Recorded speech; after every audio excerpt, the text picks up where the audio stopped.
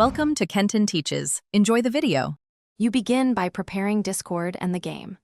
Open Discord settings and go straight to Activity Privacy. Turn on Display Current Activity so Discord can read the running process.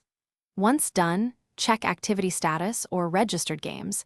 If the game isn't auto-detected, click Add It and pick the game executable.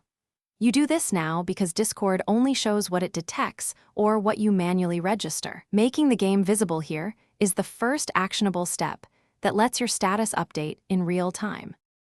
Next, you handle detection problems and permissions. Open Activity in Settings, click Add It, and choose the game executable so Discord can link that process to your activity. Make sure you launch Discord and the game with the same permissions. Running one as admin and the other not will block detection.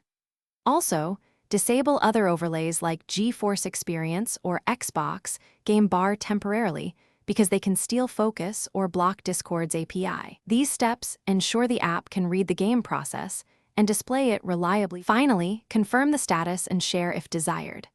Look for the green playing indicator next to your name or join a voice channel and use Go Live to stream the game if you want full visuals.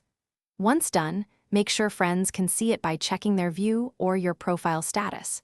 If it still fails, restart Discord, clear its cache, or run both apps as administrator. One key troubleshooting tip is to toggle admin privileges so Discord and the game run at the same level. This fixes most detection issues. Thanks for watching. Please subscribe if this video was helpful.